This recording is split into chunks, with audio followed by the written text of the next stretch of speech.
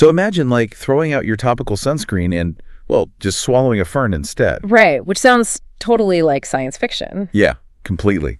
But today we're taking a deep dive into this Central and South American plant that actually acts as an internal UV shield. It's called Kalawalla root, or Polypodium leucotomos. And we're really getting into the whole plant today, right? Like Yeah. from root to leaf. Exactly. We're exploring how it's transitioning from ancient folk medicine directly into modern wellness routines.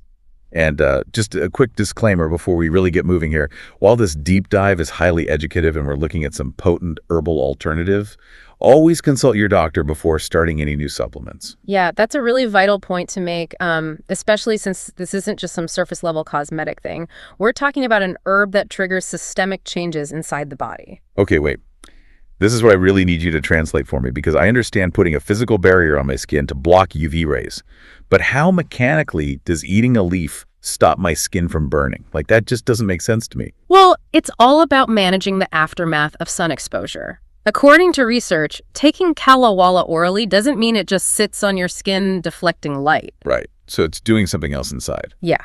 When UV rays penetrate your skin, they trigger intense oxidative stress. And they create free radicals, which are these, chaotic, unstable molecules. And those are the ones that cause the damage, right? Exactly. They destroy collagen and elastin, which are literally the exact proteins keeping your skin firm.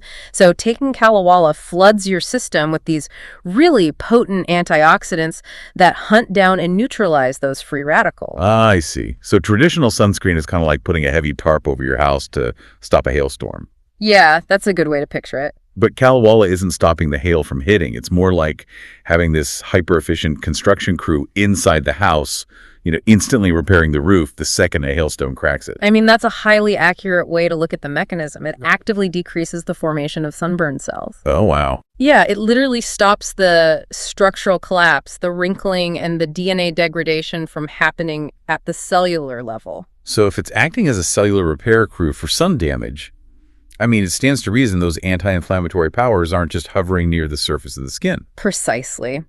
Because it is so effective at fighting inflammation at the skin level, herbalists realized they could utilize that same power for deeper internal organs. Like what kind of organs? Well, historically, it's used to treat severe skin conditions like eczema, psoriasis, and vitiligo, but also for calming the respiratory system during asthma or allergy flare-ups. Okay, that actually sheds light on something else we were exploring today.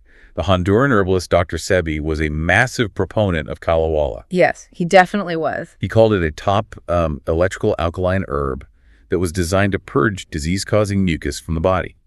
But I'll be honest, those terms sound a bit mystical to me. What do they actually mean biologically? It definitely helps to translate that from folk medicine into modern physiology.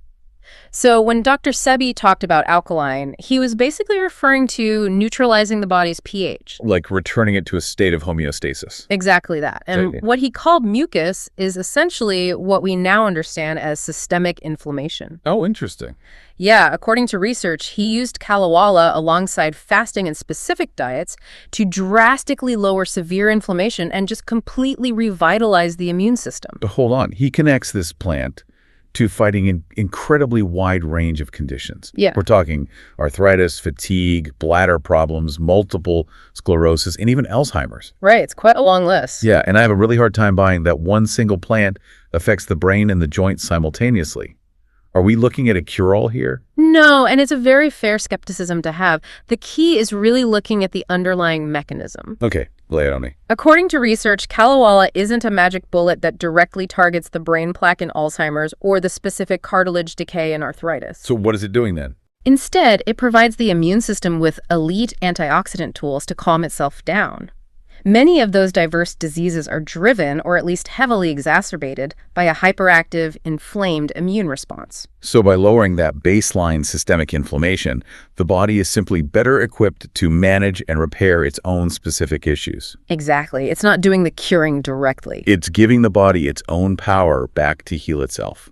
That actually makes perfect sense. It really does. And whether you're finding it in oral supplements or, utilizing topical serums and creams, Kalawalla really bridges the gap between inner health and outer beauty. It's a powerful reminder that our internal environment and external appearance are deeply connected. Treating the skin effectively often means treating the whole system. Absolutely. Which leaves you with something fascinating to think about today. If an ancient tropical fern can physically shield your DNA from solar radiation from the inside out, well, what other natural internal armors might you be completely overlooking in your daily diet?